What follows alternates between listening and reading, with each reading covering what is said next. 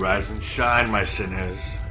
When Father Evil starts his day, he gets a little deadly. Deadly Grounds coffee has the richest, smoothest flavor you'll find anywhere. It's sinfully delicious. Once you go deadly, you never go back. Order yours at getdeadly.com. Coffee's so good, it's scary.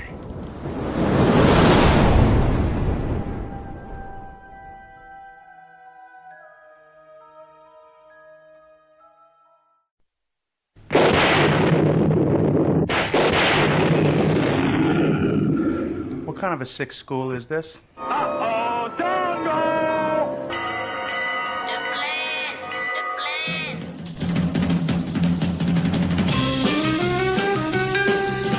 Strange things are afoot at the Circle K.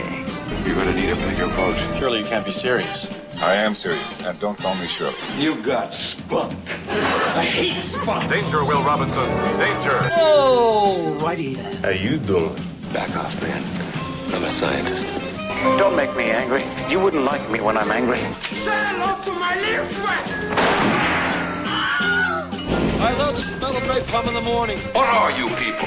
On dope? Stop whining. I got a crap on deck that can choke a donkey.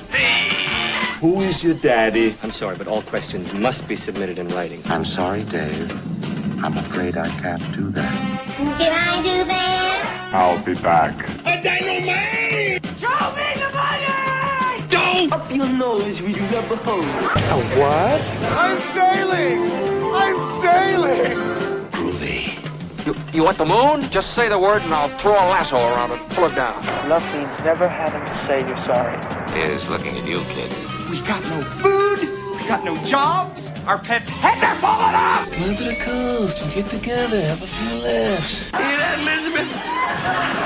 I'm coming to join you, honey. I'm not a doctor, but I play one on TV. I love it when a plan comes together. What we do is if we need that extra push over the cliff, you know what we do? Put it up to 11, exactly. One louder. Why don't you just make 10 louder and make 10 be the top number and make that a little louder? These go to 11. We're on a mission from God.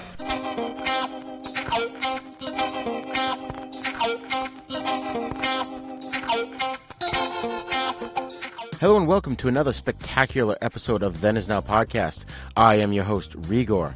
It's always fun when you can find a new series of films or even a genre that you didn't know existed. I'm sure some of our listeners have heard or even seen exploitation films, but I'll bet a vast majority of you don't know what one is, or you may not even know that you've already seen one. Exploitation is a unique and fascinating genre that pretty much goes back to when film cameras were first invented. And while there are still exploitation films being made today, the general consensus is that their heyday spanned from the 1960s to the 1980s. On today's episode, we are going to dive into the exploitation genre with a filmmaker who is creating a documentary on such films called Exploit This. So sit back and listen to our discussion, and maybe you'll learn something about a genre of film that you previously didn't know existed. Class is in session. I have a bad feeling about this. How could I possibly be expected to handle school on a day like this? Food fight! Hey, you in my class? I am today. I think you should consider transferring to shop class. Now, very few students are severely injured in shop class. Bueller. When you were in school, Bueller. did you ever cut class? Bueller. Yeah, I guess I did. Sure, most kids cut classes. Good, sign this. He's sick. I get so lonely when I hear that third attendance bell ring and all my kids are not here. 7 years of college down the drain. Fat, drunk, and stupid is no way to go through life, son. You lack discipline. As long as I'm here, there will be no grades or gold stars or demerits. We're gonna have recess all the time. Woo! Go, play and have fun now! Okay, folks, joining me today is frequent guest co-host filmmaker Chris Esper, and we've also got a special guest that we're very excited to have on the show. He's a writer, director, producer, cinematographer, and editor.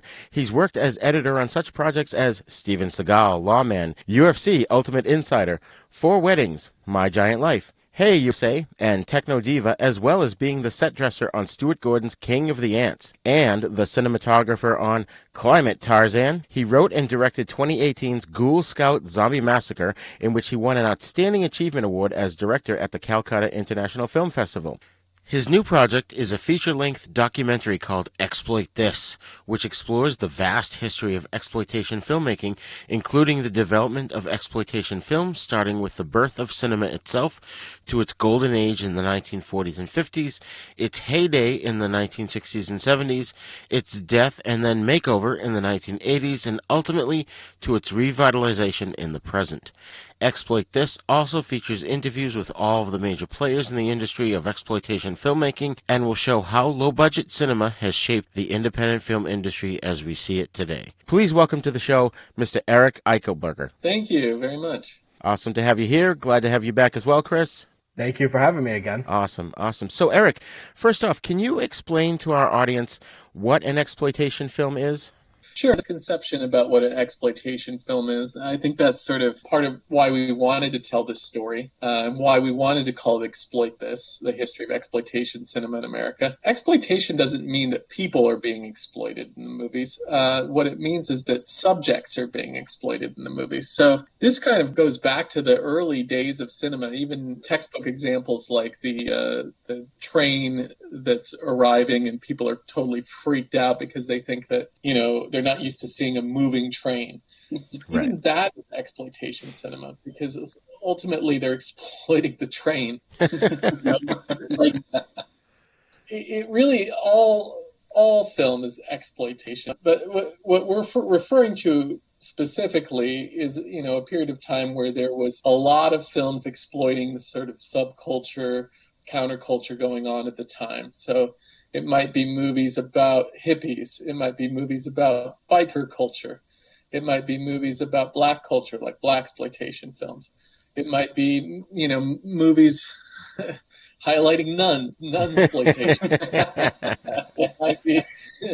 It might be movies with women in prison. It might be movies with, gore, like Blood Feast and 2000 Maniacs. But it's something that is a hot topic. So, whatever is a hot topic in that day and age. For example, Todd Browning's Freaks is a movie that we example as an early example of exploitation cinema. You had a lot of freak shows that traveled around the country and were part of that carnival culture of the time.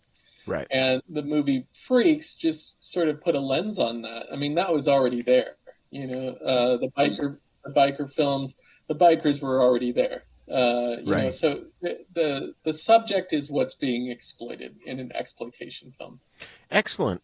So what led you to creating a documentary about this genre? Well, I had an interest in this, I'd say since I was a teenager. I first got into horror films, probably even earlier than that. And I watched all the sort of franchise chain horror films, the Jason and the Freddy and Pinhead and Michael Myers and all this sort of, sequels and franchise stuff. And I found through a couple of sources, one was Film Threat magazine. That was a magazine around at the time that actually I just recently did an interview with Chris Gore, the editor of it. Mm-hmm. Nice. And he had a little part in the back where, you could get connected with these people who would bootleg VHS.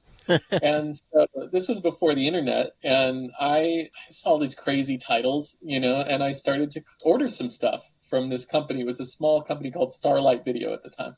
A guy I still run into when I go to horror conventions, and he's still selling stuff. That's awesome. Like Blu-rays and whatnot, and posters. Like, this is, at least 20 years later. So, this stuff doesn't go away. But at the time, he was taking Japanese laser discs of movies that were not available, and he was duping them onto VHS with a full color cover. Wow, that's awesome. And I would order, movies from him, and I remember getting Spider Baby that way. Wow. I remember getting Italian horror films like Della Morte Dell'Amore, aka Cemetery Man, that way. I remember getting a lot of really cool Peter Jackson's early films. Oh yeah, nice.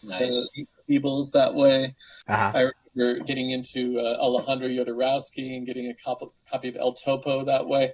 Wow. So I got really interested in art films. I got really interested in beyond just horror films. Right. I got interested in foreign films.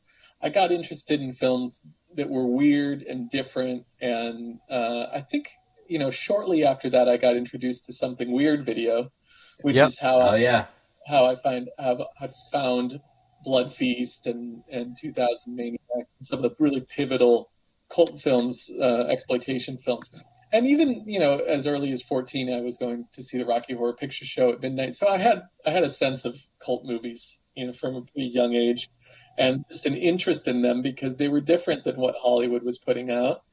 And there was, meteor subjects there, stuff that I was interested in, and I wanted to dig deeper. Nice. That was sort of the beginning of it. That's awesome. Yeah, it's funny that you mentioned that because I still have the catalog that I had from Midnight Video, and I ordered Women's Camp 119 from them and Bad Taste. Nice. Peter Jackson's Bad Taste. So yeah, Bad Taste. I saw it. There was a little video store in my town. I grew up in Northwest Indiana, in a small town called Valparaiso, and they had a Take One video, a little store, and they actually had a really good selection of horror films. And in the foreign section, which I started to, once I basically rented everything in the horror section, I started looking at other sections. And in the foreign section, they had that movie Bad Taste, and I rented it, loved it. And they had the movie Santa Sangre, the Alejandro Jodorowsky film. Yeah. And those were two I must have rented a whole bunch of times because they were just really cool. And just had to show them to all my friends and show them to everybody. That's amazing. I still remember seeing Bad Taste when I was a teenager. Looking at the credits and seeing Peter Jackson directed, and at that time he had just won the Academy Award for Lord of the Rings, and I'm like, wait a minute, what? It just didn't make sense. But I also remember seeing the cover for Brain Dead, aka Dead Alive in the USA. In the video store. I remember seeing the cover. That cover used to scare the ever-loving shit out of me with the face and with the jaw and the fucking and the eyes on the gums of the that was just freaky. But then years later I see it, I'm like, damn, this is like the bloodiest movie I've ever seen, and it was amazing. It was incredible. Oh my god! It's funny on a slight tangent with Dead Alive. I went on a date with this girl to see it in Boston when it first came out. Nice. And we saw the movie and we walked out to the car and we literally sat there and laughed for 10 minutes because it was absolutely the funniest and goriest film I had ever seen up to that point. Yes. So funny. Such great one-liners. So real quick, before we really dive into the subject, you, Eric, you had just started mentioning all the different, or some of the different sub-genres of exploitation films, and I have a list here. I'm just going to go through real quick so I don't bore the audience, but you've got the 1930s and 1940s cautionary films, biker films, as you mentioned, blaxploitation, of course, cannibal films, Canucksploitation, Carsploitation, Chambra films, which are 70s samurai films, Giallo films, Mockbusters, Mondo films, which are shockumentaries about, exotic customs or gruesome death footage like Faces of Death, Nazi-sploitation, nudist films, Nunsploitation, as you mentioned, Ozploitation, rape and revenge films, Redsploitation, Sexploitation, Sharksploitation, slasher films, Spacesploitation, spaghetti westerns, splatter films, vigilante films, women in prison films, and then there's just a whole bunch of others that are just too numerous to list. So this go ahead. Oh no, I think that's a pretty good exhaustive list. I would love to get that list from you. Oh yeah, I got it off Wikipedia, but I added a few in that I had found. That I saw recently, because I'm always discovering more. I mean, I've been discovering. I wasn't super familiar with William Graffet, and I did an interview with him for the documentary recently. And I've been watching all of his films because they put out a great Blu-ray set, and I got the Blu-ray set of his films. And you mentioned, what did you call it? Blockbuster exploitation. His movie Stanley is basically like a Jaws with snakes. Right. And then the movie Grizzly, which we cover in our film, is just basically Jaws with a grizzly bear. So and he did it proper Jaws ripoff. That's hilarious. And the Asylum is always doing these kind of films, like well, they did Snakes on a Train. That was a really obvious one, right?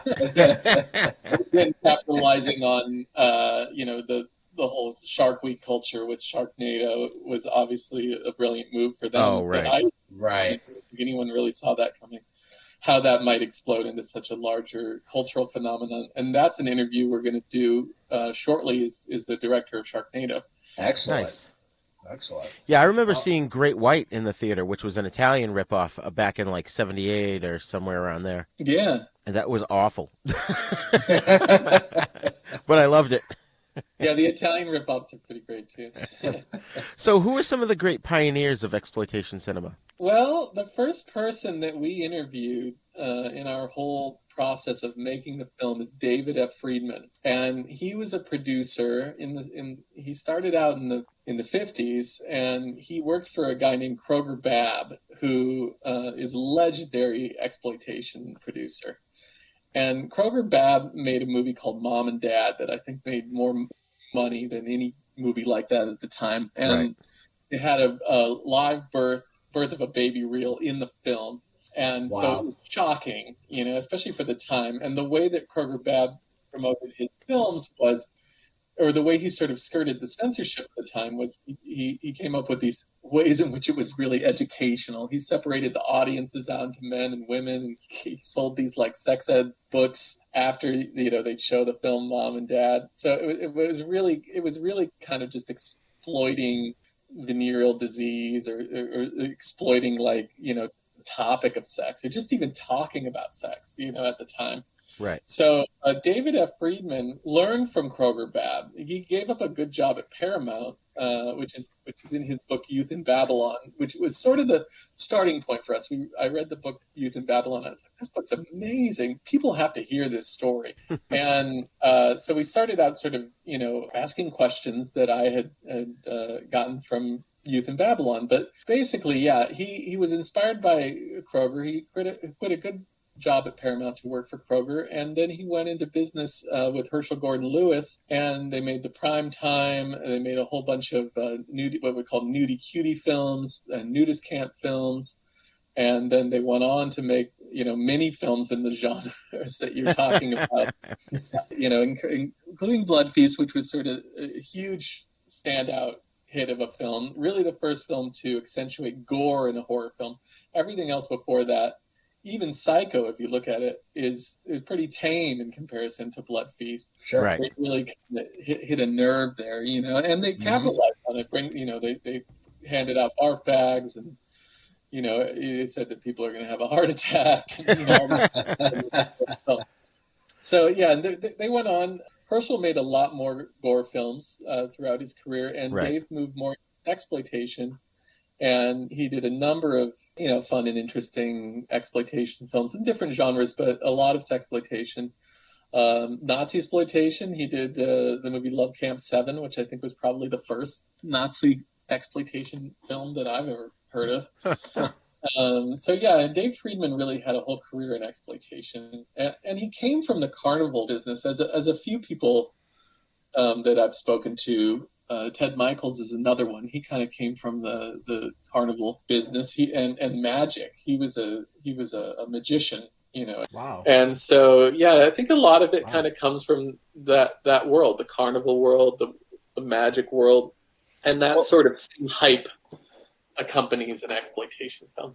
Well, and that seems to make a lot of sense too. I mean, even somebody like a William Castle, who would do all these things, in the theater to entice the audience, the smell-o-vision, and setting off, what was it? It was like a gas bomb. The Tingler? The Tingler. Yes, the Tingler. And so you could argue that this genre is, sort of falls into that whole category of like, carnival, because it feels like a show a lot of the time with producers like William Castle. So that's really fascinating. Right. And wasn't Kroger Babb, was he part of the 40 Thieves? Yeah, the 40 Thieves are someone that is a group of people that Dave refers to in his book and also in our interview with him. And those are sort of the shysters, they were doing road shows. They were, one great story is a story about a filmmaker named S.S. Millard. His son is Nick Phillips, and kind of stayed within the family, made exploitation films too.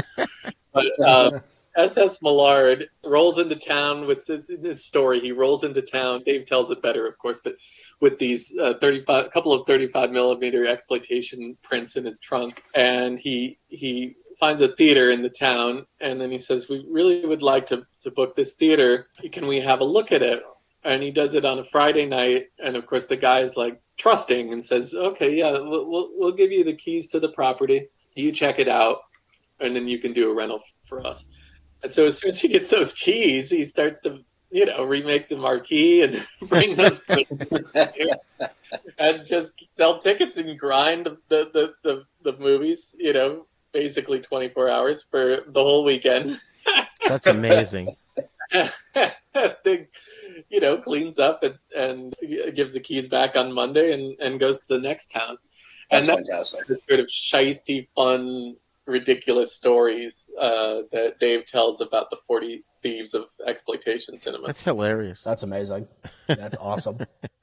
And that's how they sort of got around the Hays Code, too, was by doing movies like Mom and Dad, where they were quote-unquote educational films, and people really went there just to see a live birth. They wanted to see the baby coming out of the vagina because you were never allowed to see a vagina in the 1940s. Yeah, it's really the early period is full of fun stories like that. Well, I mean, if you take a look at the earliest nudist camp pictures, they were genuinely, nudist documentaries, like one might be on, Discovery Now or something like that. And then before long, they said, these nudists are not that attractive. We're just going to cast some nudists. And they started casting nudists. And of course, they choose women with big breasts and and of course people are loving that, and they're going to see these nudist camp educational pictures like Doris Wishman made and Dave Friedman and Herschel made as well, Nature's Playmates, films like that, or Nude on the Moon. Well, now we've got the nudists and they're on the moon, like the moon, like that. It's the leap goes pretty quickly, and I think quickly it kind of goes, if you look at the history, it kind of goes into the nudie cutie, which is Russ Meyer made the what's arguably the first what we call a nudie cutie film, The Immoral Mr. Tease. And the whole idea is, it's very innocent. It's like, okay, there's these women and they're just having a little fun, hosing themselves off or in some sort of situation where they and the guy just sort of happens upon them. Oh, look at what I'm finding, and it's so trite now, but at the time, like actually something new. I mean, there was really that did not exist. Yeah, it just started the history kind of like, okay, we got away with this. So what can we get away with next? Right. How can we push it a little bit? And that's one of the themes in the documentary is sort of the First Amendment and the Hays Code, like you mentioned, and how do we get around that? And how do we, make a little bit more risque films until we get to 1972 and Deep Throat sort of, the movie Deep Throat kind of blows it all open, and right. And then, some of the filmmakers that we spoke to who made a lot of adult films in the 70s did not want to discuss that. And they did not want that to be their legacy. And really, Dave, I think, made about 6 straight up adult films. A lot of his films were adult films, I guess, or X-rated, but they hardcore pornography films. And he said, there was no more, at that point, for in his view, there was no more sizzle. Right. And so it was just like, you just gave them, the final reel, like in the first reel. So like, there's just, there was nowhere to go from there. And he kind of backed out at that point and started to get back into the carnival business, which is where wow. So he went out, he left Hollywood and he went to Anniston, which is where we filmed him, Anniston, Alabama. And he made his money in the carnival business after that. Wow. And things so like cool. he maintained a spot on the I think it's the Adult Cinema Association or something like that. And he went to conventions. I mean, I met him initially at a convention where he had a table with something weird, and he was signing his movies that were just then coming out on DVD. So, and he came to my festival that I did in 2004. We had him, and we had Roger Corman as well. Wow. Speak at the festival, and we showed his movie She Freak. So he still was involved in, hyping his older films, but yeah, the reason that he sort of stopped making films was that, he felt like there was no more sizzle after. That's amazing. That's awesome. So who you mentioned Roger Corman. Who are some of the other giants in the exploitation cinema genre? Oh, sure. Yeah. Well, Roger Corman is huge, because he's a producer. He's produced so many films. And, speaking with Roger was just an absolute honor. But yes, we interview. Well, I mentioned Ted Michaels. He made the movie Astra Zombies. He made Girl in Gold Boots. He made some really cool, fun 60s and 70s exploitation movies. Yep. And we did a long interview with him. We spent a few days in Las Vegas at his house and his studio, and we spoke to his wife. That's amazing because he just passed away like within the last 5 years, right? Yeah, he did. Yeah. So how? Oh, sorry. Go ahead. Shortly before he passed as well. I did another interview with him shortly before he passed. He was having a lot of back pain, and I think it was all from years of just being a strong man, like when he was younger and doing physical feats. So how long have you been working on this? Well, we've been at it about 14 years, just collecting the interviews. And, this year we aim to finish the film. So we've been actually doing a lot lately and expanding upon the later period stuff. In fact, there's a guy I'm going to interview next week that's sort of a modern day exploitation filmmaker. And we're interviewing people from the 80s and 90s, sort of B-movie craze right now, and the early video stuff. And then there's a few people that we just had never gotten, like what's the guy's name? Gordon. Bird-Eye Gordon?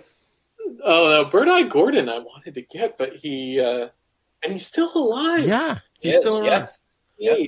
But I'm not sure what kind of shape he's in. I was in touch with his daughter, and I've kind of sent a few emails, but I have not heard anything back. I did meet him once, and he was going to come and do a festival, and I shot a little bit of video for my buddy's festival, and because he couldn't come because he had broken a leg or something like that. So, wow. So yeah, he was unable to get on a plane and go out. Anyway, we just did that movie with William Griffey, and we're setting up a few more. There's still some people that were really involved back in the day. Andy Romanoff is another guy that I'm trying to get in touch with. I haven't gotten in touch with him yet, but he was a kid on Blood Feast and 2000 Maniacs, and he did a lot of the grunt work on these films. So actually, he'll be a really interesting interview. Wow. So if anybody that's listening wants to get in touch and has more people, Graydon Clark is who I was thinking of. We're going to do an interview with in the next couple of weeks. And he made the movie Black Shampoo, Without Warning. He did a lot of cool exploitation movies in the 70s. He also worked with Alan Johnson. So as someone who's also making a documentary, you mentioned you've been doing this for 14 years. How many, do you happen to know how many hours of footage that you have? Gosh, I wouldn't even be able to say. It's a lot. I can only imagine. Yeah, like thousands of hours of footage. I mean, really a ton. We've been going through all just the interviews, but we've got tons of B-roll and archival footage. Some of the people we couldn't interview because they were deceased before we started, so we're collecting archival interview stuff for people like Doris Wishman and Russ Meyer who had passed on before we started. Right. That's incredible. There's quite a few people who have passed on since we started the project. Sure. Right. Including, you mentioned Ted, but also Ray Dennis Steckler, who we interviewed in Las Vegas. Oh, yeah. We did one of the last interviews that he ever did.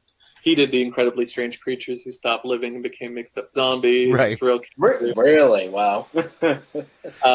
So yeah, we have an interview with him, and he was in Las Vegas.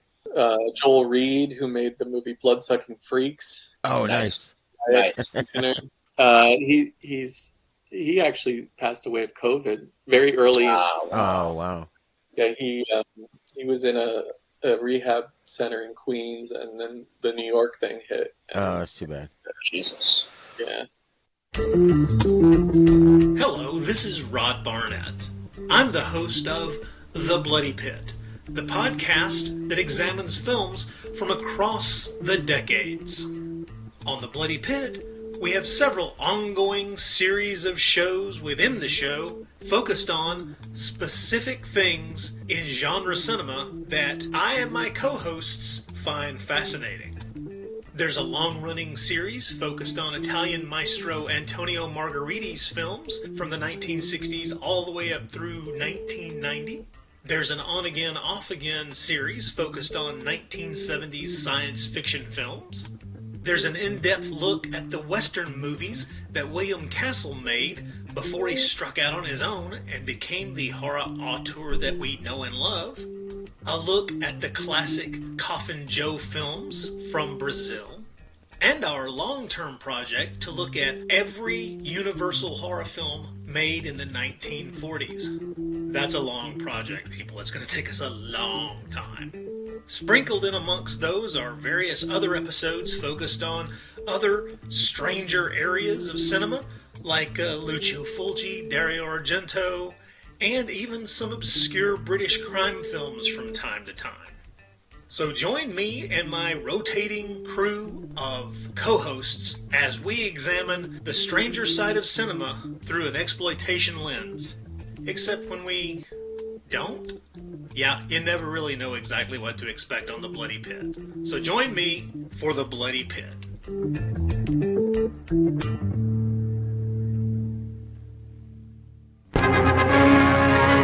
Prepare for a spine-tingling, nerve-shattering podcast featuring all your favorite monsters. You won't believe your ears when you listen to Monster Kid Radio. Hear your host, Derek M. Cook, and his ever-rotating stable of guests discuss your favorite classic and sometimes not-so-classic monster movies. Subscribe to Monster Kid Radio through iTunes or Stitcher, or visit monsterkidradio.net before the next weekly episode of Monster Kid Radio. Go through the archives for interviews with Sarah Karloff, Victoria Price, and Joel Hodgson. Listen to discussions about movies like Creature from the Black Lagoon, Island of Terror, and King Kong. And don't forget convention coverage from Monster Bash and the H.P. Lovecraft Film Festival. Classic monsters, modern talk, and the head of Rondo Hatton, only on Monster Kid Radio!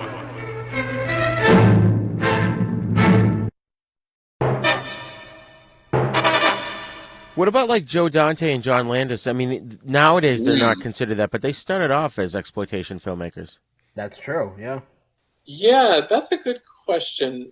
I've had a little bit of a moral dilemma, honestly, interviewing John Landis, just because of Twilight Zone. Right. Everything that happened on the Twilight Zone movie. Right. But I have seen him in a lot of other documentaries.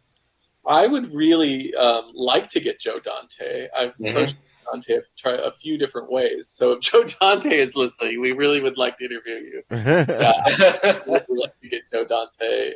He's a very nice guy. Also, when we were doing our festival, he lent us a print of Rock and Roll High School that he had, and we had Mary Warnoff. Mary Warnoff is in the documentary, in our documentary. Oh, excellent! Nice. And we did that interview pretty recently, actually. And she talks a lot about Paul Bartel. And I was just going to ask about that. Yep.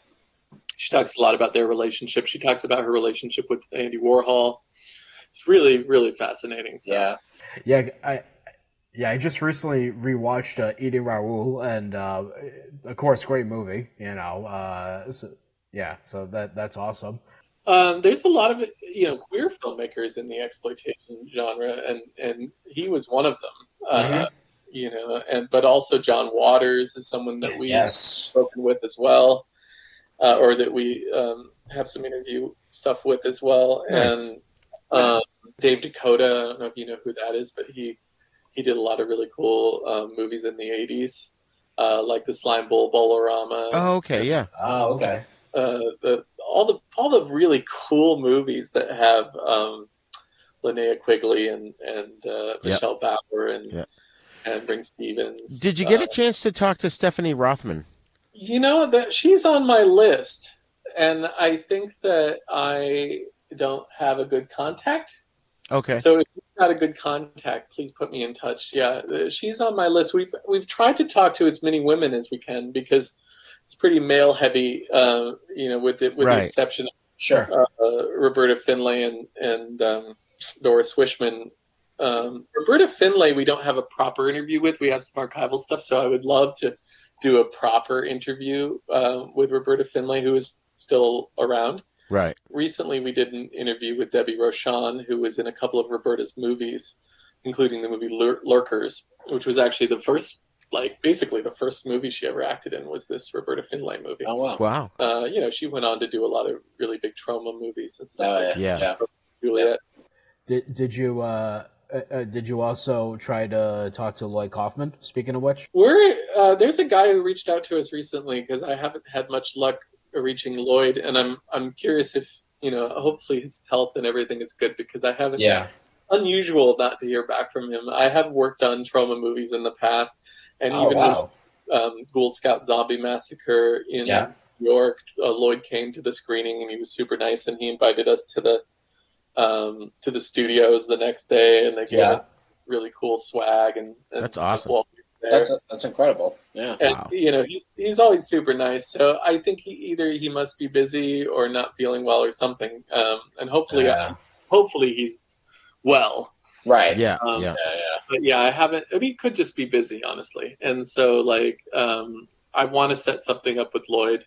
So he's another one. If he's listening, I'd really like to do an interview, even if we're doing it on Zoom. We've done some interviews. We've done some socially distant and outside, and then we did Mary Warnoff that way and Fred Olin. Oh yeah, awesome. We've also been doing some where basically someone on their end is filming, and then we Zoom, and we did that Debbie Rochon interview that way, as well as the William Griffey interview we did recently. Which was such a great interview. That guy's got amazing stories. If you're not familiar with his films, you should definitely check out Mako Jaws of Death. Nice. Or nice. You should definitely check out Stanley. It's a really snake exploitation movie. He's did a lot of his stuff in the Everglades in Florida, and so it's all sort of these weird animal movies. But he did some racing movies and stuff like that as well. He's done a variety of different movies. He worked with Rita Hayworth, and he worked with Mickey Rooney. Yeah, so, he's kind of an interesting character in the story of exploitation. And Graydon Clark, like I said, we're going to do an interview with him, and he worked with Al Adamson, who's there was just that big Al Adamson set that came out, and that Al Adamson documentary, which is really cool, which was a guy who I interviewed for our documentary, whose name is David Gregory. His company's called Severin, and they put a lot of cool stuff. And we also talked with Joe Rubin in our documentary, and he has a company called Vinegar Syndrome, and they put out exploitation movies. So we talk with distributors too. We're trying to get an interview with Charlie Band. Who is obviously had a big hand in the distribution, and then also because a lot of people like producers were never on the sets of these movies. The directors and the actors. Like we talked to Brig Stevens, who's been in 130 movies, probably the most prolific movie actress there is. Yeah, nice. And Fred Olin Ray is probably the most prolific movie director. I mean, he's done 100-something movies. It's crazy. It's incredible. All kinds of stuff. My introduction to Fred Olin Ray was his children's movies. When I was a kid, I had seen Invisible Dad and Invisible Mom back to back. They were in Blockbuster. And I remember what caught my attention with Invisible Dead in particular was it had the articular cover where you would move it a little bit and then it would like the image would change. So that's cool. So it had like a dad with his son. First he's visible, then he's invisible, and like the kid looks shocked. I'm like, oh, I gotta watch this. But then looking at his credits, the guy has like 200-300 credits under his belt. It's incredible. Yeah, I mean, I can't even tell you the number, but he worked with people like he very early on worked with Ted Michaels, and he was buddies with David Friedman. In fact, he went out, like I said, when Dave retired, he went to Anniston, Alabama. Several summers, Fred Olin Ray went out there and ran one of the joints, like one of the, they call them joints, the sort of games that people play in the carnival, like, you know, whether it's throwing a ball or even if the places for food are called joints. Yeah. So, Fred Olin Ray went out and ran one of the joints, like several summers. Well, and Fred Olin Ray is also in the he's also in the world of wrestling. He has like a wrestling promotion. Yes, that's right. Yeah. And he was also friends with Gary Graver, who was Orson Welles' cinematographer later in his life, and he himself also made quite a few exploitation movies. Yeah, you know what? Gary Graver, who I wish we would have been able to get to, he's also passed away. Yeah. Shot a bunch of Al Adamson's movies. Really? Yeah, Gary Graver shot a bunch of Al Adamson's movies. So I mean, he really kind of was all over. You know, I mean, he was shooting for Orson Welles, his last movie, but he also did a bunch of exploitation movies. I think he also worked with Graydon Clark. I think he also worked with several of the people that we were talking about. Right. Yeah. Ted Michaels mostly shot his own movies because he was a really good cinematographer. In fact, he shot some of Ray's movies, and then I think it was Battle Cat or one of Ted's movies. Fred Olin Ray worked on, and he tells the stories and stuff about Ted in the footage we got with him. Sure. That's great. Wasn't Al Adamson? Al Adamson's the one that had the tragic ending where he invited the homeless guy in to do some construction on his house, and then they found him, a day or two later in the cement. Yeah. What happened? Really tragic and really ironic too, because he made gruesome films, and then they had this gruesome ending to his life. Right. That story gets really well told in David Gregory's documentary about Al Adamson. But what happens basically is, there's a guy who I think was sort of down on his luck and was a handyman essentially, and Al Adamson needed a bunch of handyman work done, and this guy, I think he kind of envied Al Adamson. He really wanted to be Al Adamson. Wow. So he went as far as wearing his clothes and stuff like that. Oh, that's creepy. Yeah. And he eventually tried to take his identity and sort of live as Al Adamson by murdering Al Adamson. And he put him underneath this spa that he was building. He was building this spa for Al. And then he ended up murdering him and burying his body in the cement, poured cement over the buried body. So really gruesome stuff, but a really, really great documentary because it not only shows, that sort of gruesome event or how that unfolded, but it also talks about his whole career and, his sort of role in the exploitation. One really funny story about Ted that Fred Olin Ray said was nobody would use short ends than Ted Michaels. Short ends that nobody wanted, that would just give it away, and he'd say, "Okay, you're going to do a take," and then he would not even have time to slate. The was so short. And he would not even have the time to slate. That's hilarious. That's awesome. Or you would try to get the slate, like okay, slate, as you're rolling, and then just basically it was because the short ends were so short, right? That nobody would use them except Ted. And I thought that was a really funny.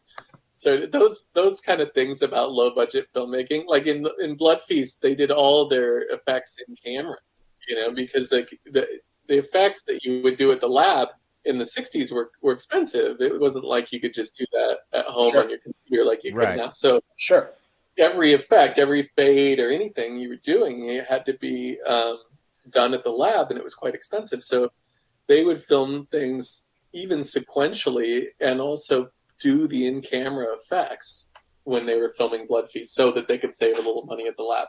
Dave was a proficient sound person because, he basically didn't want to hire a sound guy. And Herschel shot all his own movies for the same reason. So they had their own sort of built-in crew with just the two of them. Dave did the sound, Herschel did the picture, and then Herschel would also do the entire score. Like, he was a really good musician. Wow. That's incredible. So he did the score for pretty much all of his movies. He did the score. I have a Herschel Gordon Lewis confession to make here. Back in 89 and 90, I worked at Blockbuster Video, and I swapped out, how you had the videotape, but then they had these cases that went over them. I swapped out the Wizard of Gore with the Wizard of Oz. And someone rented the Wizard of Oz, and this guy comes back in the store, and he hands it back to me. He goes, yeah, he's like, I opened this up, and I went to put in the VCR. He goes, but I realized it was the wrong movie before I put it in. The Wizard of Gore. That's incredible. That's funny. I was like, oh, thank God the kids didn't get to see it, Right. So, Eric, earlier you mentioned B movies. But now there's a difference between B movies and exploitation films, right? Where B films are driven sort of by narrative or cheap storytelling, but exploitation films don't really care about the story. It's more about the spectacle or, what they can see that you won't get in a regular movie. Is that correct? Well, B movie is a little bit of a misnomer too, because the original meaning of B movie had nothing to do with genre. It had nothing to do with how cheap or not cheap the movie was, but it was really just the movie that would play at a double feature or a drive-in with the A movie, which was usually it was a movie with a bunch of A list talent. But the B movie could actually have been any movie that they chose to play with the A movie. It could have been just an older film that also had good talent. Right. Typically, they were shorter because people only had so much attention span, and yet you wanted two films. So it was basically just really what they called whatever movie you paired with the A movie. So the movie that came second when you were doing a double bill. Right. And that was the meaning of B movie. And I think it got a different meaning probably in the late 70s, early 80s. And it kind of came to mean a low-budget film or a genre low-budget film. Mm-hmm. And it sort of kept that meaning, ever since. But that was not the original meaning, of a B movie. In terms of what you're saying, an exploitation movie definitely is exploiting the subject matter. What did you say exactly about a B movie? Well, B movies were more driven by narrative and sometimes cheap storytelling, but exploitations were more driven by the spectacle that they could deliver. Yeah, I think that the early B movies were nothing more, nothing different than a Hollywood movie, except for that, they might not have had the same A-list cast. It might have been able to be done less expensively and shorter. But yeah, they were certainly like, in the film noir, there were tons of things that were called B movies. Sure. That were story driven, like you said, and they were not necessarily exploitation films. That's a sort of an older meaning, but in the 80s and beyond, they've kind of come to mean a schlocky or cheap, low budget film, often with action or sex, or some combination of action and sex. And certainly there are a lot of really cool filmmakers. What's the guy I'm thinking of right now? David something. He made a ton of great. Deadly Prey. Yep. You know that film? Yes. Okay, yep. The director of that movie, I would have really liked. Oh, David Pryor. I would have really liked to talk to, but he's passed away. But if anyone has a connection for Ted Pryor, I'd really like to talk to him. He's in all of David Pryor's films. But yeah, those are the sort of the ultimate, like, trauma maybe too, like Class of Nukem High. Right. Like those movies Right. sort of fit the new meaning of B movie really well because they were made for low budgets. They had a lot of action and usually some kind of boobs or sex, and that combination is what people think of now when they hear B movie. Right. Well, that's true. And like back when the movie companies owned the theaters, they created the B film, like you said, the second film. So it's sort of like a record. You got the A side and the B side. And the second film was to create double features so that the movie theater owners could make more money. They could charge more because you're seeing two films. And a good example is Val Lewton, because he was part of the B unit. A lot of these companies had B units, and he was part of the B unit at RKO. But his movies aren't, bad movies or awful. It just meant that they couldn't buy new sets. They had to use what was there. He had to work with the title that they gave him. He had a limited budget, but it was still, his creativity makes his movies still like amazing films. That's exactly right. Yeah, they often were working with sets that were already existing.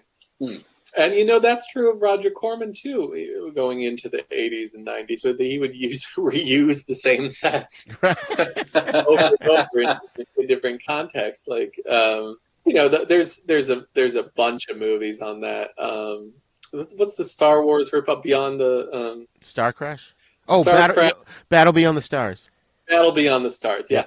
That set is in so many movies. Battle Beyond the Stars. And if you watch the different Roger Corman movies throughout the 80s and the early 90s, you're like, oh my God, that's that same set. Right. Yeah. And even the ships, I think, in that too. Kind of changed it a bit.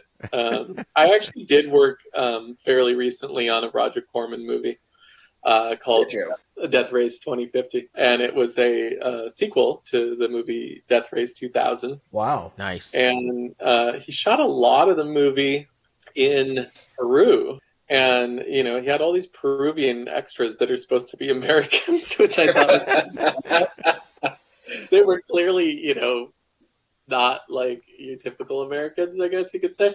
Yeah, they did a really cheap job with the cars and stuff, and it was just, it was like Death Race 2000 is a cheap movie for the time, but this movie is so much cheaper.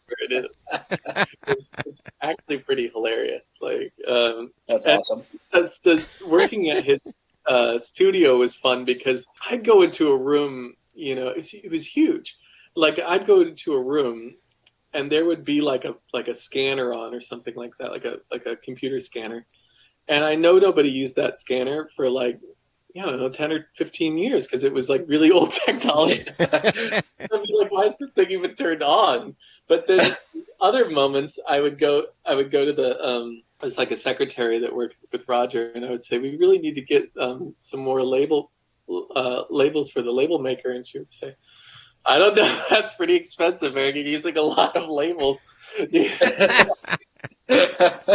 we were doing post production. Me and another guy were doing post production on this film, Death Race 2050.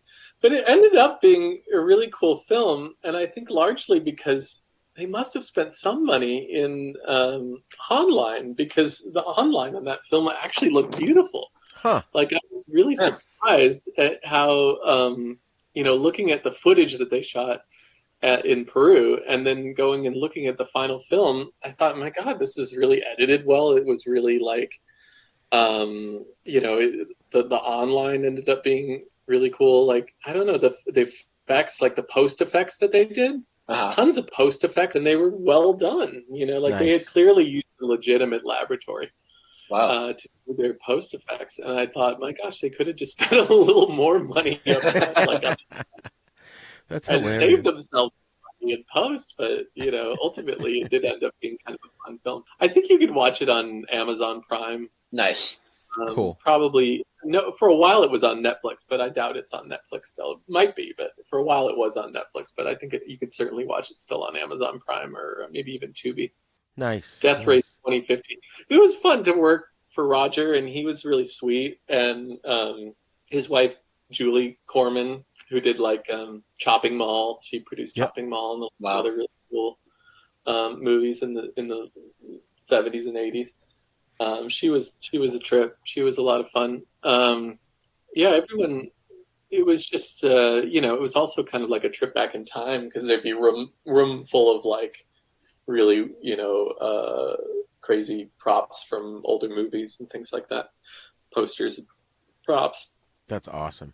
Just sort of wander around sometimes in the moment and like what's in this room, kind of a thing. So let's talk a little bit about blaxploitation movies, which is it's a hugely popular subgenre of exploitation, and my understanding is that it really the height of it was from 71 to 76, maybe starting with Melvin Van Peebles' Sweet Sweetback's Badass Song. But can you tell us what set the blaxploitation films apart as a subgenre? Yeah, well, the big thing in terms of history is like there were not really opportunities like that for black actors before the blaxploitation films. There were some, certainly, like as porters or in supporting roles like that, but or smaller roles. But black actors did not have lead roles, like you were pointing out with Sweet Sweetback or Shaft or some of the really big Dolomite black films. Dolomite. I mean, Dolomite was a black director, all black cast, and that just wasn't happening at that time. This was something brand new, and I think when I've talked to people about the who went to see blaxploitation films, I think it was quite mixed. The audience was not an all black audience, and it was not an all white audience either. It was a mixed audience watching blaxploitation films. But yeah, I think that you had early opportunities for black actors in a way that you hadn't seen before. So this was really a pivotal moment in film history. And I just think that's really cool. There's a lot of, big standout blaxploitation movies that we talk about in the documentary. We interview Jack Hill, and he did the movie Coffee, which was a huge sort of smash success blaxploitation film. Right. We interview Larry Cohen, who did Hell Up in Harlem. Yes. He did a number of Black Caesar. He did some really cool, like, standout blaxploitation films as well. Mm-hmm. But yeah, all the sort of different exploitation filmmakers were making blaxploitation films because they were doing well in theaters. There was also sort of, I guess you'd call it an exposure to black culture that you weren't seeing at the time. Sure. So it was it was interesting. It was interesting for everybody. And I think it was ultimately good. A good thing that you had black actors in lead roles. Right, absolutely. And, these kind of films, sort of like what you were saying before, is they gave voices to people that didn't have a voice. And they sort of became figures that were heroic to regular people, but there were groups like the NAACP that rallied against them because they were like, oh, you're stereotyping, you're portraying all men as, the lead characters as pimps or convicts, and they thought it was damaging to the image of the black man. But, but then you have people like Spike Lee and John Singleton who they've sort of had a renaissance of those kind of movies, and they grew up on those, they were influenced, and they would add in their own almost commentary on the original blaxploitation films and just make their films something bigger and better, Yeah, and those two filmmakers that you mentioned, I mean, they almost make modern blaxploitation films. Right. Sure. Yeah. So yeah, I think that when you're talking about black culture, you want to talk about all of it. I mean, that's right. You talk about the good, you talk about the bad, you talk about all of it, I would think. Right. But yeah, there was blowback for sure. And there was blowback for, everything in exploitation. Dave feels like the publicity was good. Whatever it was, people, I know that he had a particular feminist group that would protest his films at the theater. And he would get protesters out to protest the protesters. Like Knights of Columbus, I know, went out and protested his gore films for decent. And then he was a Mason, like a Freemason. So he would get the Masons to come out, and they would protest the Knights of Columbus, and and it was all good publicity in his view. It was just, okay, let's raise up a stir. Let's people are going to see that, and they're going to want to see it. Right. So probably the NAACP protesting some of these blaxploitation films were actually good for the actors and for the filmmakers, and for the producers. Yeah. That's great. And, it's funny because they had introduced sort of a new style of funk in the music, and their movies were fast-paced, and that's half the reason why I love blaxploitation movies, because of the music and the action through the whole thing. I don't care if it's low quality or amateurish. I love it. I find I'm entertained, and that's my criteria. Am I entertained? Yes. I'm coming back for more. Oh yeah, I love, I have a little movie night crew on Saturdays where we watched movies on Zoom right now. We were watching them before in person. Nice. And we just watched Graydon Clark's Black Shampoo. That was such a cool film. And we watched all the Dolomites this year. Yeah. Nice. From the very beginning. And there's even like a Dolomite from like the 90s we watched. There's a bunch of Dolomite films. Yeah. They're all fun in their own way. Well, and especially the Eddie Murphy version where he's the guy, what's his name, that created Dolomite. Yeah, the Eddie Murphy film that came out last year was really cool. Yeah. It really, from what I could tell anyway, it really kind of told the real story. Yeah. Absolutely. And got it to a broader audience because, a lot of people watching that Eddie Murphy film probably don't know who Rudy Ray Moore was. Right. Right. They're interested in watching this Eddie Murphy movie, and it, I think it won some awards. It was, really well received. Yeah, absolutely. Hey, folks, I just wanted to take a minute here to tell you about the hosting service that we use at Haven Podcasts. Podserve.fm. Podcast hosting has never been easier. They do all the work to get your podcast on Apple Podcasts and other major podcast networks. They help you navigate the podcasting world, whether you're brand new or have years of experience. Folks, I can't tell you how happy I am with their service. When I first started this podcast, I searched around intensely for the right hosting platform. I found Podserve and used their simple 4-step process, and in a short amount of time, my podcasts were on the internet and available through all the major podcast networks. And their customer support is unreal. Every time I goof things up and make a mistake, like posting the wrong show to the wrong feed, I email them, and I kid you not, within minutes I get a response and the problem is resolved. And they're the only podcasting host that actually helps you get listeners. Other podcast hosts stop at podcast upload and don't help promote your podcast. Well, Podserve makes sure your podcast is seen by thousands of people. The promotion is free, and they put you on podparadise.com, which has over 5,000 visits a day from avid podcast listeners and is growing every day. Each day, Pod Paradise selects 5 podcasts to spotlight on their front page. Maybe yours could be there soon. Podserve's pricing is simple. Only $19 a month. That's it. No tiered pricing platform, just one low fee. For $19 a month, you get unlimited storage, unlimited podcasts, free podcast promotion, your podcast on all platforms, detailed download analytics, one-on-one customer support. You pay month to month, and you can cancel at any time. And when you sign up, you get 14 days free. You don't even have to give them your credit card. I love their service so much I put a reminder in my phone to add my credit card when the 14 days was almost up. I couldn't give them my $19 fast enough. I'm telling you, I really didn't believe it until I actually signed up and saw my podcasts on everything from iTunes to Stitcher and Spotify and more in a ridiculously short amount of time. So if you've got a podcast and you don't have a hosting platform, I highly recommend podserve.fm. Check them out.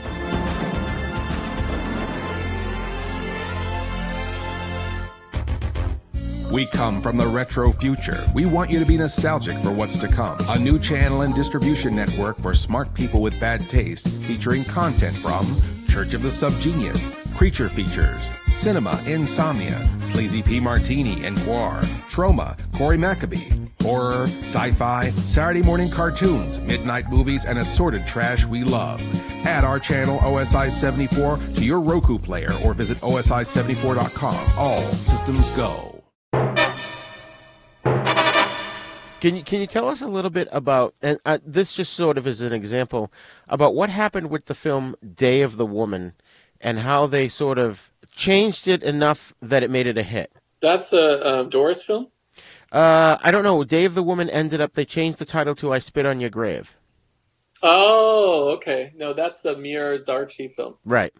Yeah, that I think the reason that movie was such a big success was really because it was the first really breakout rape and revenge film where you had seen that kind of thing before in the Ruffy films, but in that film, you know, she gets a really particular kind of like gruesome revenge. And I think it really resonates with people, not just because it's a shocking film, but because these assholes really deserved what they got. Right. You know, I think the movie Fight for Your Life also does that, but they do it with race. Right. But you know, it's basically a black family, and then it's these people that break into their house. It's like a home invasion movie, and then they end up getting revenge. And there's just nothing like a good revenge film. Rolling Thunder is another really great revenge film. Tarantino sort of put that out on one of his labels years ago. Yep. Rolling Thunder, written by Paul Schrader, who wrote Taxi Driver. Yep. Had Tommy Lee Jones in it, as well as some other really cool actors. Maybe Brolin was in it. Right. Anyway, yeah, there's nothing like a good revenge film. You know, like, and I think that I Spit on Your Grave, you know, after you watch this woman go through hell, you know, it's really satisfying for her to get the revenge. And so I think that's why that movie resonates with people. I think that it resonates with people because, you know, Camille Keaton, you know, plays such a cool character. I mean, her character is great. Oh, you know, like her acting is amazing. And, you know, like you're rooting for her to get this gruesome revenge. But what I mean specifically is that's an example of a movie where when it was titled Day of the Woman, it didn't do well. So they changed the title to I Spit on Your Grave. And that's sort of commonplace for exploitation films, right? Yeah. In fact, if you talk to Sam Sherman or you look at these Al Adamson movies, they had so many different titles. I mean, and they were just repackaged, basically. They would even be slightly recut and then repackaged. So, you know, they would try and sell them every which way. And that was a classic exploiteer move, too. I mean, that was nothing new when Al Adamson was doing it. That was something that Grover Babb did. You know, like they would retitle a movie. They would repackage a movie. Yeah. And with Romero, it famously got them in trouble. Because he didn't get the new title, Night of the Living Dead, trademarked or copywritten.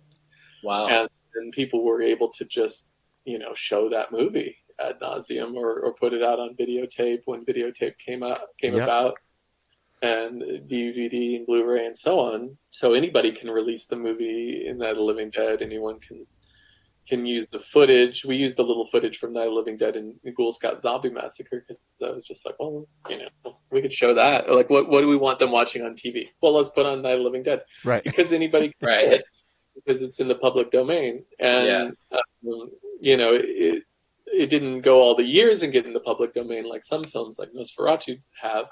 Right. It instead was an issue of they changed the name. I can't remember the original name off the top of my head. But they changed the name to Night of the Living Dead, and then they didn't copyright the new name. So, yeah, that is a lesson for filmmakers. If you're going to change the name of your movie, make sure you copyright it. Yeah, that's hilarious. So, would you consider European directors like Jess Franco or Mario Bava exploitation filmmakers? Yeah, I mean, definitely. Well, who did you mention? Jess Franco and Mario Bava. Well, Jess Franco, absolutely. Yeah. I think that we had to sort of limit our focus in the documentary when it comes to European films, just because, you know, like that could be a whole other documentary. Right?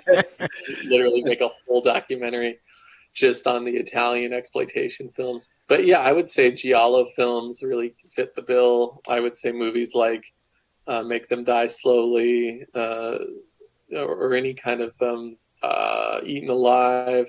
Yeah. What's Cannibal Joe Holocaust. D'Amato, any movie that Joe D'Amato made is Right. basically an exploitation movie. Or Ruggero Deodato. Deodato, Fulci, all the guys making the Italian movies, and certainly there's Japanese exploitation movies, Korean exploitation movies. So all the world cinema has exploitation movies, definitely. Yeah. There's one I found, an Indian movie from India called Mystics in Bali, and that is on YouTube in full. And I want to see that because I saw some clips from it. It looks hilariously insane. It's wild. It's a little hard to follow. I watched it at our Zoom movie night probably within the last few months, and it's gory and it's kind of a story, I guess you could say. But it is a little hard to follow in terms of the translation, Oh, God. the subtitles and stuff. But it's wild. It's like Haozu, it's that kind of like a wild ride of a like, who the hell made this kind of a movie? Yeah. Oh my God. But, Well, even in Sweden, there's a whole lot of exploitation movies there. One that stands out for me, my introduction to that was Evil Ed from the mid '90s. Have you guys seen that? I've heard it and I've seen clips.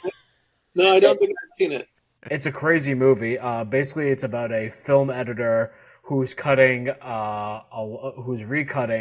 these Friday the 13th movies, like this series of movies. The violence is too much for him that he becomes a crazed killer himself. It's a crazy movie, and the director of it, he's made a whole career doing lots of films like that, where they're like sort of like B pictures, but I guess really they fall into exploitation films as well. But yeah, those are a lot of fun. A lot of fun to watch. Joseph Sarno made a lot of movies in Sweden. Yeah. Oh, really? Yeah. Yeah, he lived in Sweden. There's a great documentary, A Life in Dirty Movies, about Joe Sarno's career. And he made softcore pictures. He made a couple of hardcore pictures, like the opening of Misty Beethoven. But he made mostly, or maybe that was Radley. But Joe Sarno made Deep Throat 2. He made a couple of hardcore pictures, but he went on to make softcore pictures well after there were hardcore pictures. Like, well, going into the 80s, he was still making softcore pictures. And if you talk to him about sort of, his view on sexuality, he had a very European view. Like, he felt like sex was just, a part of life, a part of nature. And when he would have actors act in his films, often they were really having sex, but he just wasn't filming it. So he would just film their faces, and he really particularly liked to film orgasms, but he would film the face. So a movie like what's it called? Laura. Oh, gosh, there's a lot of great titles of Joe Sarno movies. Butterflies is one of. Anyway, he had a particular actress that played Laura, and she's with Eric Edwards in a bunch of his films, and she's just so fun to watch, like have an orgasm. You know that they're actually having sex, which is kind of cool. Yeah, because obviously in a softcore movie, he could have just been faking it. But yeah, he would shoot these movies with hardcore movie actors like Jamie Gillis, who's in our film, or Eric Edwards, and then he would just film faces, and that's what he liked to do. And all of his movies are like psychodramas, basically, similar to Andy Milligan. Like all his movies are just like plays, they're just like melodramas and things that happen between families or between friends or between people. And that's true of Joe Sarno. All of his movies, I mean, they're not, I think he made maybe one horror film. Like, they're all just these dramas, that kind of unfold with little comedic things too, but they're just psychodramas or melodramas, more or less like plays, really. And that's true of they're putting out a big box set, Severin, of Andy Milligan, who's another filmmaker that we talk about in the documentary, who's a really cool exploitation filmmaker from that time period. And he would use the same group of actors, very much like a Playhouse would, and they would just be in all of his different films. And really cool exploitation filmmakers came from the theater, like Stuart Gordon came from the Organic Theater in Chicago. He was a real working with actors. Really, really pleasure to work with him on King of the Ants. He also came to our film festival, and we showed Dagon and Reanimator. Wow. He really had a great sense for actors. And I met Joe Sarno, although we didn't shoot an interview, unfortunately. But I met Joe Sarno when I was living in New York, and they were showing a couple of his movies at the Pioneer Theater in New York, and he told great stories. We went out to dinner, and he told really fun stories about that's awesome, living in Sweden, Swedish women, like what he thought of Swedish women, and free sexuality in Sweden that he really enjoyed, and his wife Peggy. That's another person I really want to interview now. Is his wife Peggy is still around. So if anyone listening has a contact for Peggy Sarno, she was really influential in making all of his movies. Like they were like a team. Wow, that's amazing. What can you tell us about Russ Meyer? And he's very important too in the genre, especially with Faster Pussycat Kill Kill. I think is one of his most famous, right? Yeah, I would call Faster Pussycat Kill Kill like the most standout Ruffy film because it twisted the Ruffy. The Ruffy was usually a violence against women kind of a film, and he turned that over on its head by having all these really powerful women, murdering men, and who really deserved it too. And it was a total twist on the Ruffy. And it was black and white, like all the famous Ruffies. Like Dave's The Defilers is a really famous one, or The Pickup. This one really, Faster Pussycat Kill Kill, is probably the most well-known famous Ruffy film. But he worked in the same genres that Doris did, and Dave and Herschel did. He made the Nudie Cuties, the early films of his are like in the Nudie Cutie vein. And then he went on to make more like sexploitation movies like Up, which even had some more hardcore elements to it. But he also made movies like Mondo Topless, which is clearly just a sexploitation film. Right. Vixen is almost like similar to Joe Sarno in that it's like a big melodrama, kind of a film with a lot of violence and action. Or Motor Psycho is his biker film. Yeah. So he kind of touched on all the different genres, just like Ted and just like Ray and just like Al Adamson and Andy Milligan and Doris and all the sort of, the well-known exploitation filmmakers. Russ's touch, of course, everyone knows, was that he liked big-breasted women. And, he liked to film in the desert. He lived out by Palm Springs, and he liked to film in the desert out there. It's beautiful landscapes. But yeah, of course, what's memorable about his films is Tourist Satanas performances, all the different actors and actresses that he had, really great performances. And, action movies, essentially, or, movies with a lot of drama and a lot of action and a lot of big boobs and sex. And also infamously worked with Roger Ebert. Oh, yeah. That's right. Yeah. Beyond the Valley of the Dolls. Beyond the Valley of the Dolls, right, which many don't realize that Ebert had written that movie. Yeah. So there you go. That was...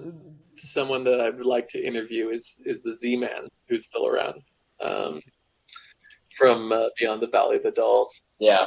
Oh, wow. And that was a really cool performance. And I think that, that movie, because it was 20th Century Fox, direct audience than even Faster Pussycat did. And it was kind of a crossover into a more mainstream film, but it still had the sensibilities of exploitation. Right. So how would you categorize something like Caligula, where you've got, John Gielgud and Malcolm McDowell and Peter O'Toole and Helen Mirren, but it's it's this practically X-rated movie. Would you consider that an exploitation film with all these major movie stars? Yeah, I think that was similar to Beyond the Valley of the Dolls in that it was Tinto Brass's, like crossover movie where he was able to have some star power. He had gotten a lot of cachet making Salon Kitty or some of his more exploitation style, low budgeter fare. And of course, he was focused on the ass. Everyone knows that also. Russ Meyer focused on the big boobs. He was focused on the nice ass. And he, that was sort of his trademark, right? And he, of course, he did that in Caligula as well. But yeah, I think Caligula is one of those movies that stands out because it's kind of an art film as well. It's definitely an exploitation film, right? But also is an art film, and there's a handful of those. In fact, that's why we call them art theaters. Ultimately, art theaters would show exploitation movies just like drive-ins and grindhouses did, but they would also show art movies, and there was definitely crossover. Radley Metzger's movies, as much as they were, pornography, they were also art films. Same thing with Caligula, or most of Tinto Brass's movies are quite artistic, actually. Right. And have European sensibility. They seem to be influenced by Italian neorealism, Fellini, and things like that. So yeah, I really think that you can be both an art film and an exploitation film at the same time. Interesting. You mentioned the grindhouses. Now, can you explain to our audience what a grindhouse theater is, and is it just a place where exploitation films played, or is there a difference between a quote-unquote grindhouse film versus an exploitation film? Sure, yeah. We did an interview recently with a guy named 42nd Street Pete, who really kind of came of age going to the grindhouse cinemas at the Deuce on 42nd Street, Times Square in New York. He lived in New Jersey, but he would drive in and watch these movies. And yeah, there was a rough crowd at the grindhouses. That was sort of part of it. There was definitely drugs. There was definitely prostitution. The major grindhouses were 42nd Street, the Deuce, in that surrounding area. And that's shown really well in Taxi Driver, for example, right? In the scenes where he takes the girl to the film, De Niro. But there were also ones on Hollywood Boulevard, the Pussycat chain, which was actually Dave Friedman and Dan Sunny had the Pussycat Theater chain. Those were essentially grindhouse cinemas because they would show exploitation movies. Eventually they showed adult films in the late 70s and early 80s as well, and they would show them basically all day and into the night. They would have very little time where they weren't showing movies. There was always matinees, and then they would have late night screenings as well. So, and some of the ones in New York never closed really. They were always a place to go. And then some of the ones in downtown LA, which Eric Caden from the Hollywood Book and Poster we have in our movie talks about, he said he would have to wear a homeless disguise. Disguise when he went to the ones in downtown LA, because a lot of it was just really rough, sort of homeless population, just looking for a place to spend the night cheaply. Huh. And they could spend $3 and spend the night in the grindhouse theater, and maybe get some sleep. Wow. So there was everything. There was the homeless place to sleep, and then there was also drugs and prostitution and sex and everything you can imagine, a rough crowd or fights,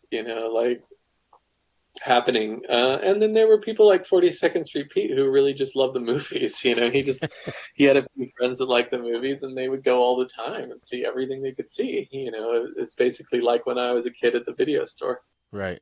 Growing up, or a teenager growing up near New York, and he could drive into the Deuce and he could see three movies, and that was what he did. So are grindhouse films and exploitation films one and the same?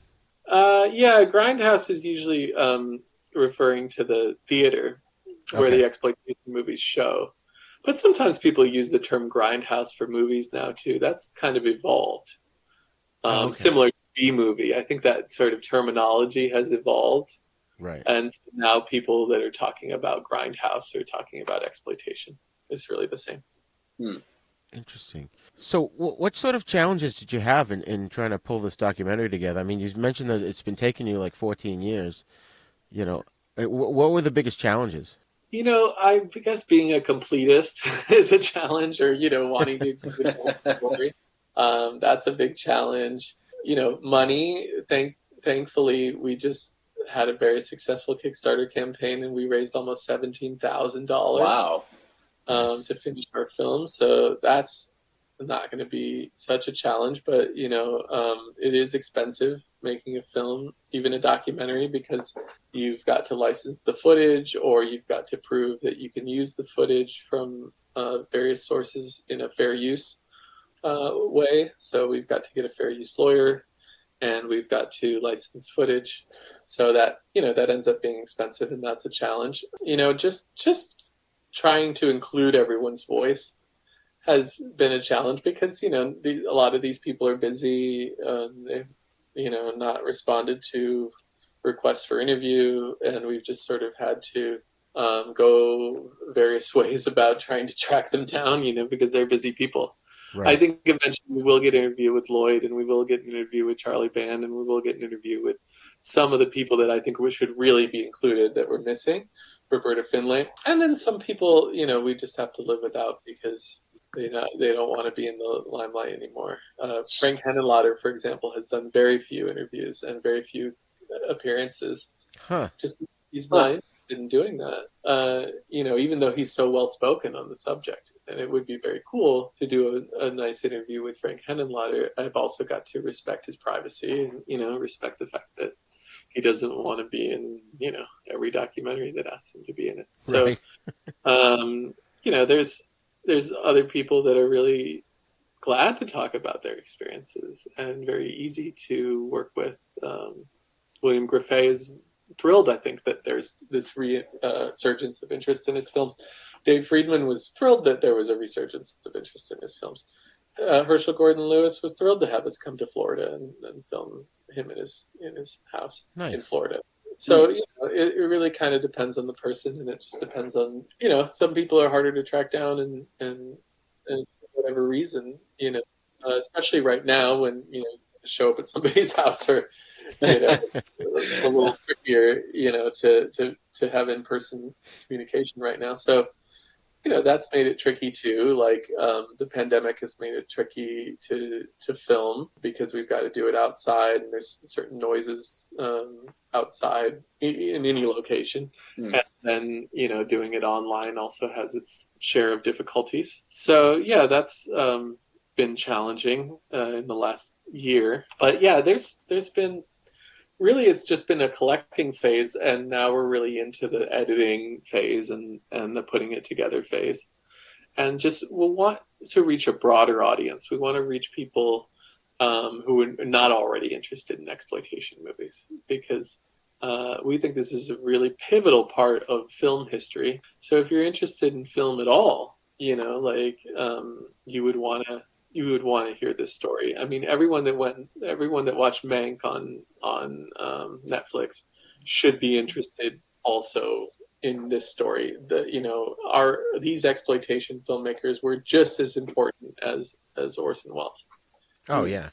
Yeah. That's exactly why we had you on the show, is because we're trying to expose the younger generation to the cool stuff that they missed out on, and exploitation films is one of those things.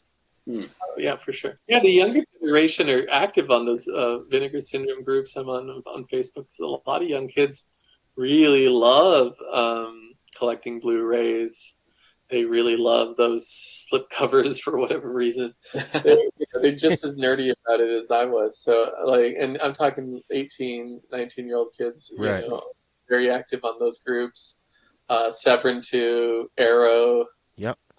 Shout Factory. There's a whole bunch of companies that Mill are putting Creek. out really cool stuff, and yeah, there's a bunch of kids that are interested. Nice. For the Kickstarter, we did a big TikTok campaign, and that brought a bunch of people into the fold that supported us on Kickstarter. And those are all, basically teenage kids on TikTok. So that's cool. Now, despite the COVID, are you still trying to look at some sort of theatrical release for the movie? Yeah, I'm hoping by the time that we're finished, which would be the end of this year, and then we would have to get distribution. So I can't imagine the movie coming out before like summer of 2022. So I'm hoping by that back in theaters and we can do some film festival stuff with it, and also do a really cool LA premiere for the film so that we can show it theatrically. Yeah, and I would love for it to play in the art theaters in the country that show documentaries, which isn't a ton, but like as much theatrical as we could get would be great. Yeah. Oh yeah, I have a connection up here with a local drive-in, and they were doing killer business last year. They were open all the way till December, and we're in Maine, and it was insane. So definitely hit me up when you're ready to release, and I'll talk to this guy. Oh, that's great. Yeah, I'm trying to think of one of my buddies on Facebook is from Maine. Who's a huge Something Weird fan. In fact, nice. He's in touch with a couple of people like this Andy Romanoff. Oh, cool. Yeah, he's in Bangor, I think it is. Bangor, yeah, that's like 2 hours north of me. But so, in terms of exploitation films, some are good, some are not so good. What would you consider like the best of the best, and which ones are so awful they're unwatchable? The best of the best. So definitely Blood Feast and 2000 Maniacs are really pivotal, fun exploitation movies. Definitely check out As for Zombies, The Corpse Grinders, Girl in Gold Boots. I think those, as far as Ted's films, are the cream of the crop. Jack Hill, check out Spider Baby, check out Coffee, Foxy Brown, Big Bird Cage. Those are really phenomenal. Roger Corman, you want to check out Rock and Roll High School and Eating Raoul and Death Race 2000. Russ Meyer, I would watch Vixen. I would watch Beyond the Valley of the Dolls. And I like Motorcycle a lot. That's sort of underrated. But I would watch Faster Pussycat Kill Kill. As far as Doris, Nude on the Moon is a lot of fun. Another Day, Another Man. Any of her Ruffy pictures. If you like Ruffies, check out The Pickup, Love Camp 7. You'll see Wolf of the SS. Yep. Nazi Exploitation. That's probably the most grand example. And Dod Bens is also in the documentary. Nice. Blood-Sucking Freaks. Yep. Joel Reed's film is, stellar. Oh, yeah. Then again, you said bad. Like, his movie Bloodbath is pretty unwatchable. Night of the Zombies. I like Jamie Gillis, but yeah, the movie's a little unwatchable. That's something we revisited at a movie night recently. Some of these newer movies on Amazon Prime, like Lamageddon, pretty unwatchable. Like, fun for 10 minutes, it's fun, but whole film of that, yeah, right. Some of Al Adamson's movies, God bless him. Like, I can hardly sit through Dracula versus Frankenstein. A lot of people like that movie, and it does have what's his name in it, who's aging at the time, and cool performance and props that they got him. Lon Chaney Jr. Right. Okay. But yeah, I actually prefer, as far as Al Adamson, like Satan Sadist is a lot of fun. That's a biker exploitation movie. Yeah. There's a movie called Carnival Magic that they did on Mystery Science Theater. And watch Mystery Science. It's really funny. It's really funny.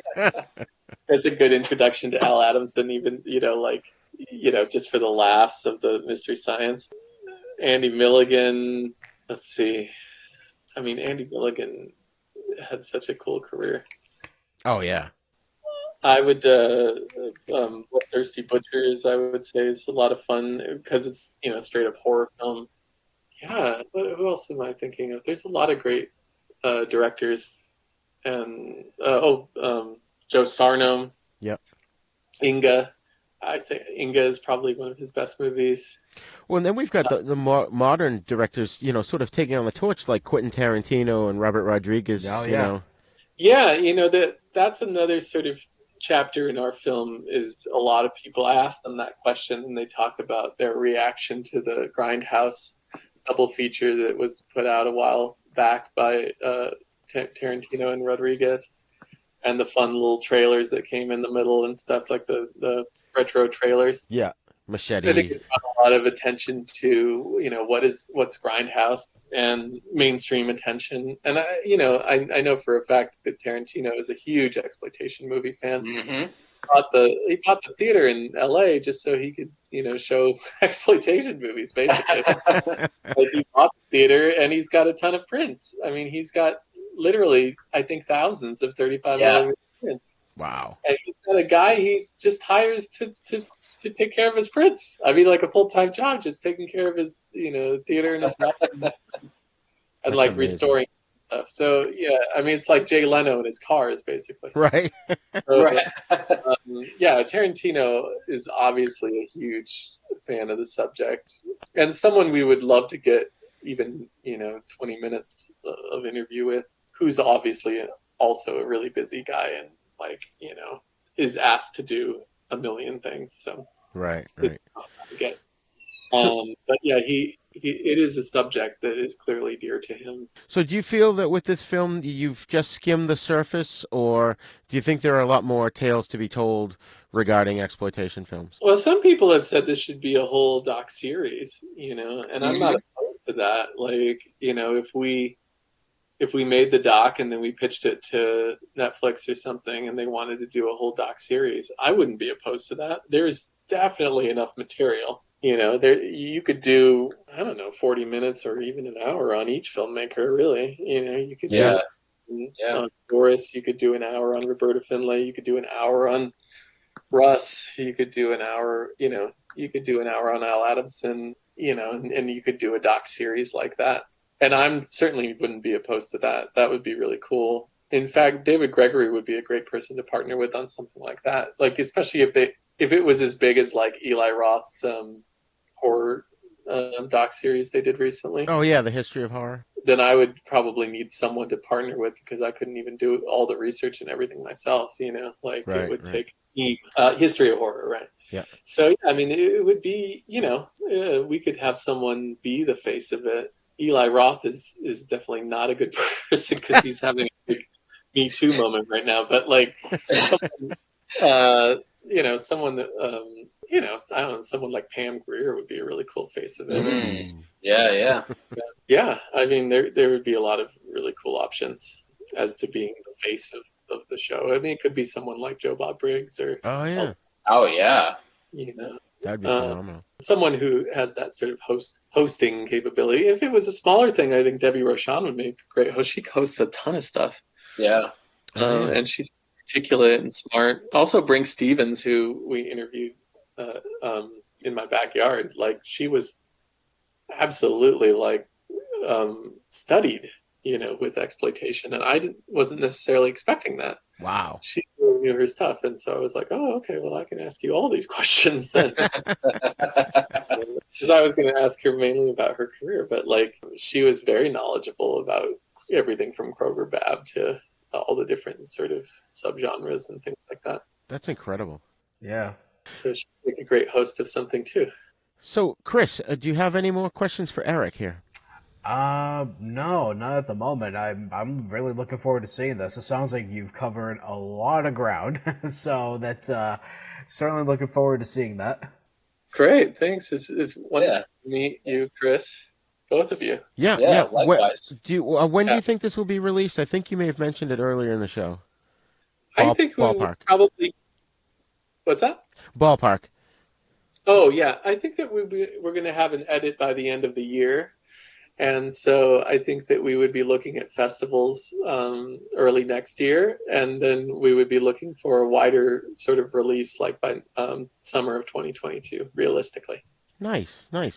Well, Eric, it's been a real pleasure talking with you about your film and exploitation movies in general. And like Chris said, we can't wait to see it. So yeah. Where can people find information about the movie online? ExploitThisTheMovie.com. They can see the trailer or the promo that we've got. And yeah, like I said, we just had a smash successful Kickstarter campaign. So, but they could get connected with me. There's also a Facebook group and an Instagram for the movie. So it's just Exploit This the Movie. You could find the Facebook group there. If you want to join the Facebook group, then we can, send out the newest information about the movie to you. There's also a Facebook page. There's a group for the fans, and there's a page sort of for the business of it. And then there's also an Instagram. So yeah, reach out on social media or go to the website, which is exploitthisthemovie.com. And you could email me through the website. You can email our producer, Kay, through the website. And you can also reach both of us on Instagram and on Facebook, Twitter, all the sort of, even TikTok. Excellent. We've got the social media platforms for the movie. So you can reach out on social media, or you can reach out through the website and send me a direct email through the Exploit This website. Excellent. We're so happy to have you on the show, and we'd love to have you come on again, especially when it gets closer to release, and help you promote it further. That would be wonderful. Thank you guys so much. So, Chris, can you tell the nice listeners how they can find you online? Yes, I am on social media as well, Facebook, Twitter, and Instagram under my company name, Stories in Motion. So you can find me on there or on my website, www.storiesmotion.com. Awesome. Once again, thank you guys so much for being on the show today. Thank you. Thank you.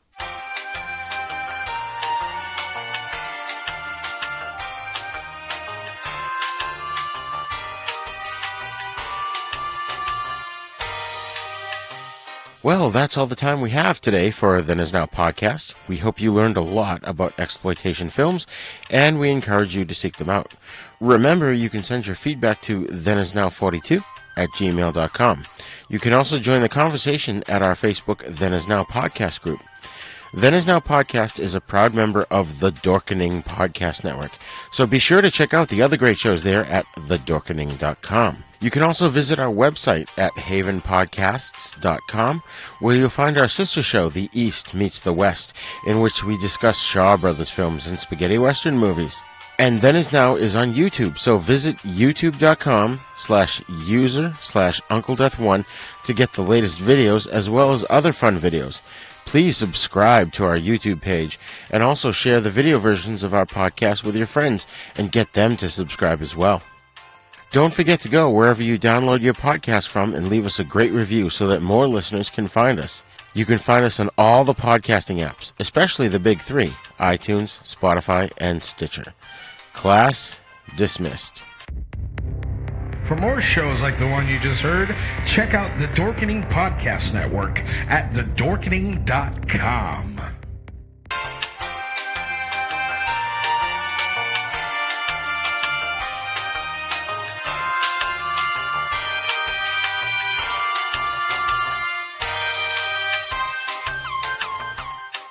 Podcast is intended for entertainment, educational, and informational purposes only. Sounds, music, and clips played during this podcast are the property of their copyright holders. All original content is copyright Jupiter Media.